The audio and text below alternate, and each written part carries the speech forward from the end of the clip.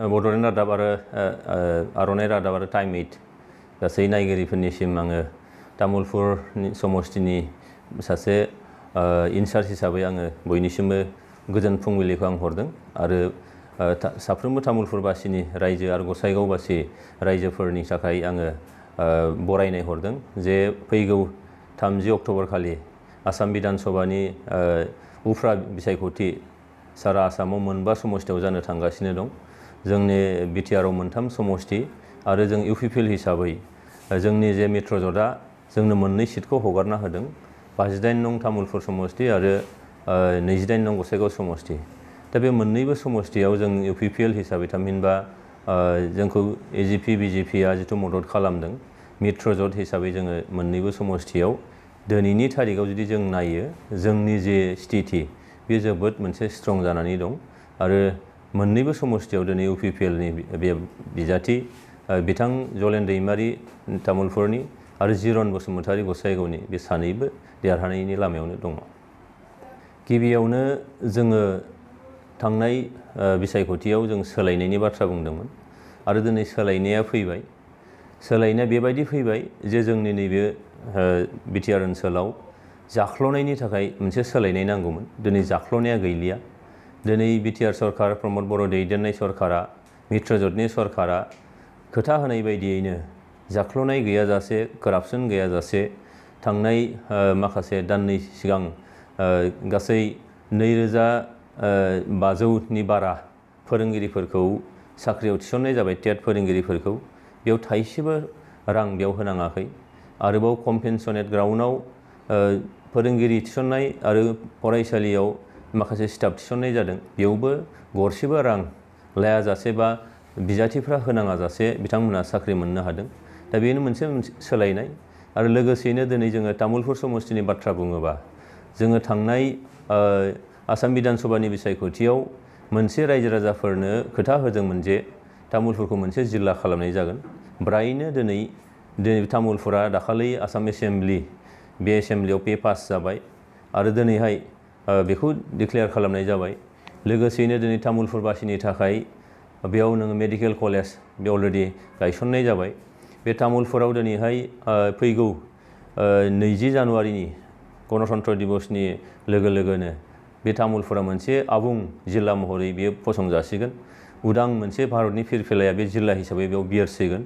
बेफोर जोंनि जि मोनसे खोथा होनायमोन बेखौ दिनै तामुलपुरबासिया मोननो थांगासिनो दं।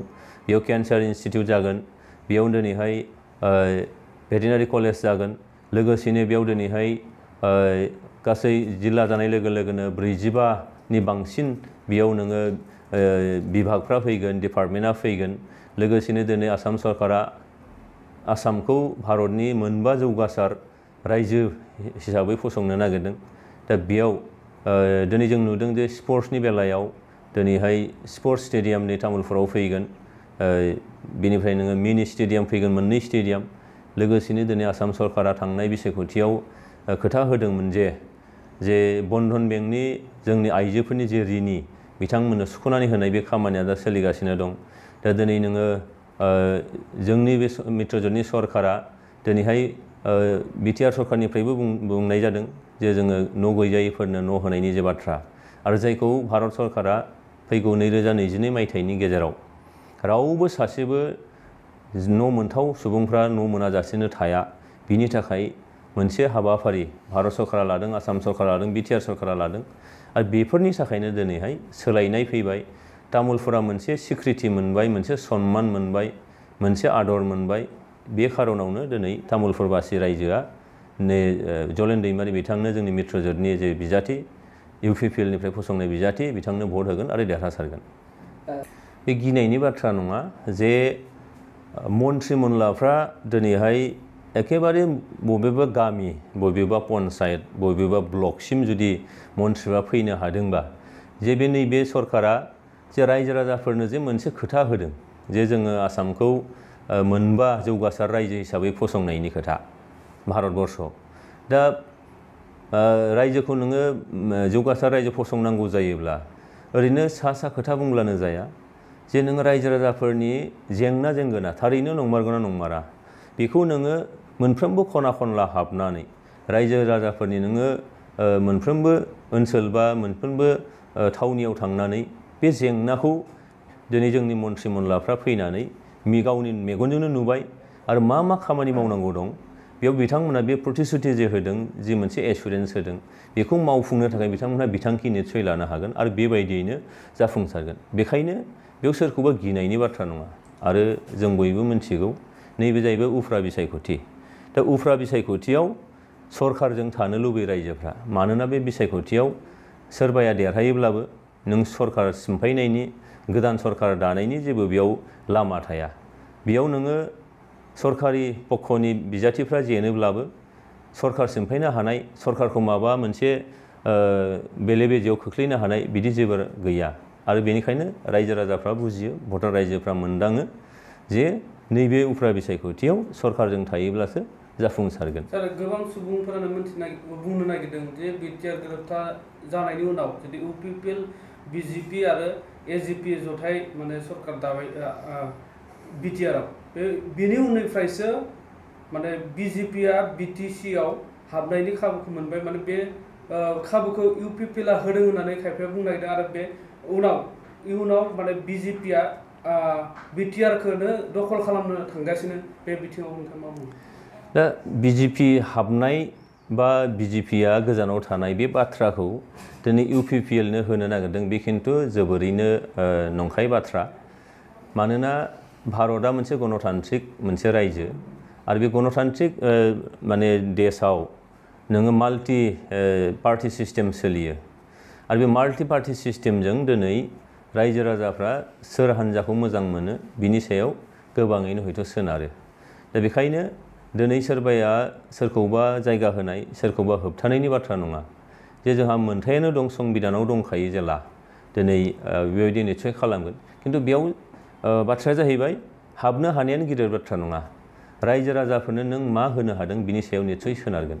दिनै बिटिआर बासि रायजोफ्रा मिन्थिगौ जे बिटिआर सुक्ति जाखांनायनि उनाव दिनैहाय प्रमद बर' लोगोसेयैनो दिनै एनडिएफबिनि दैदेनगिरि मानगोनां बिथां गबिन्द बसुमतारीजों लोगोसे बिथांमोननि गासैबो टीम बिनि सायाव फोथायनाय दं जे दिनै सुक्तिनि मोनफ्रोमबो दफाया आखरे आखरे जाफुंसारगोन, बेखौ बयबो फोथायो।